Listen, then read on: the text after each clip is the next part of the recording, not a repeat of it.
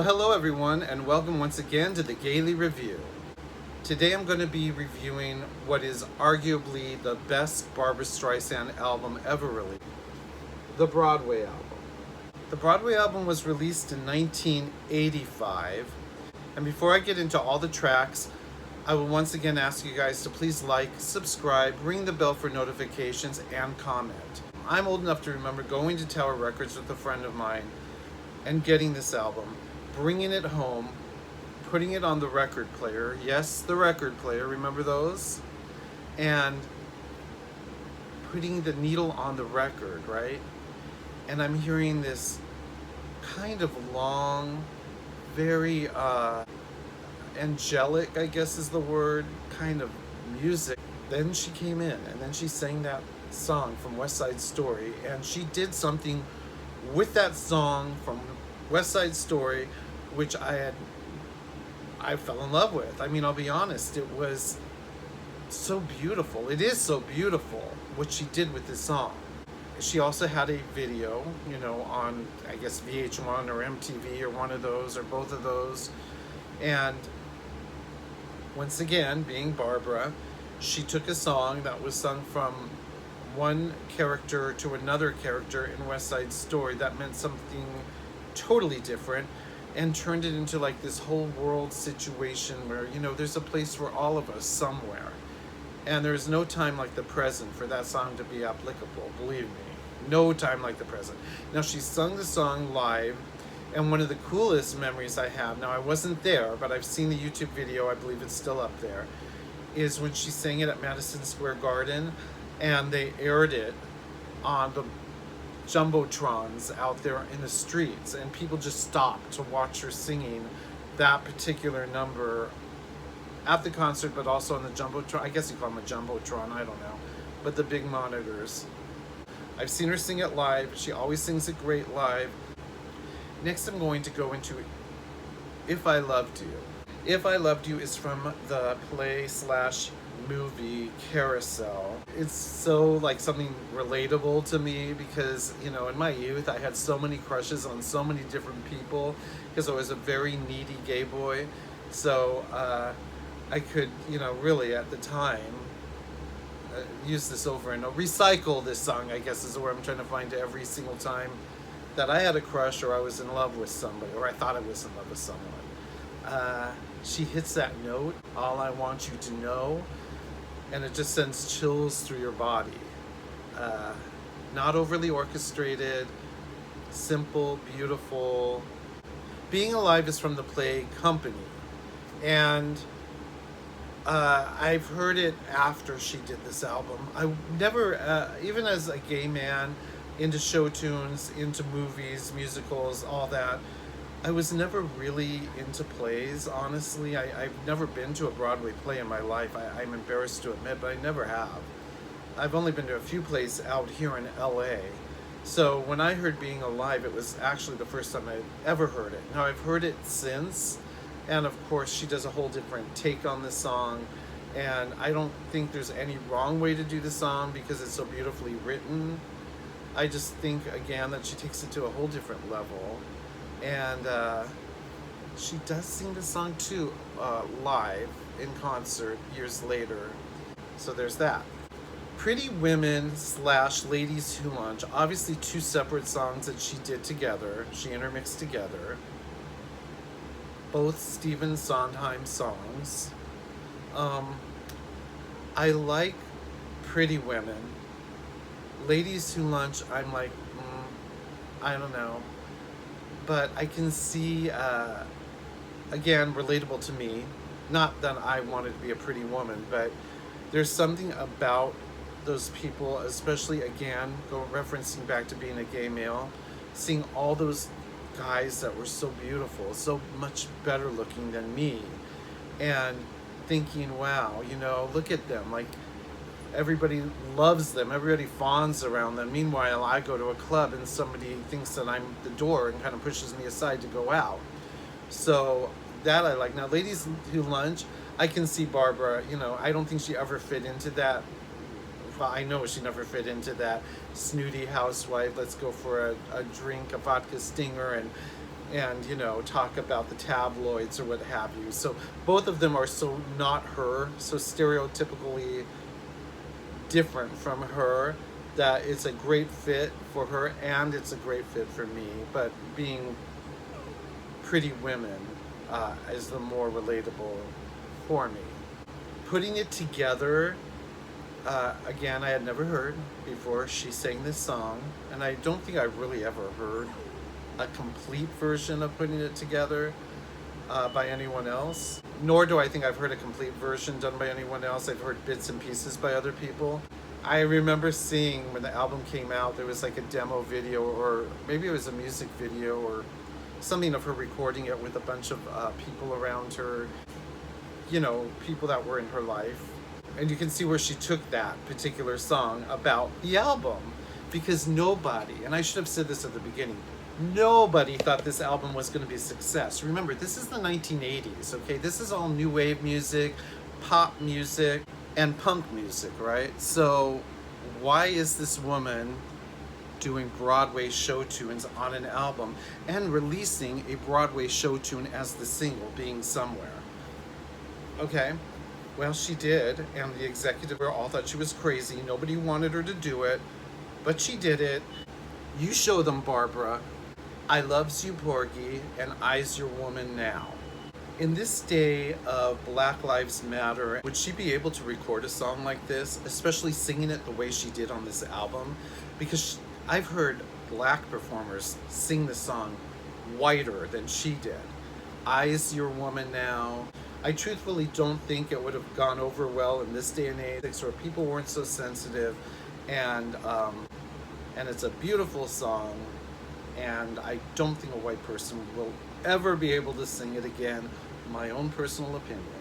Not while I'm around. I can't listen to it anymore. Not because I don't like it. It's a beautiful song.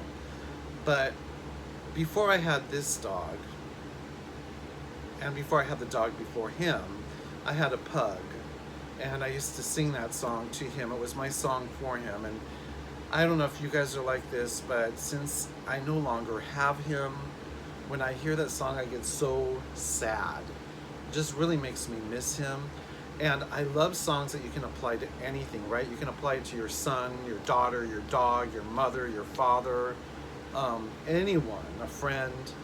And I really just stuck that song with my dog Nikki, because that's how I felt. Like nothing, and that's how I feel about him, obviously, too.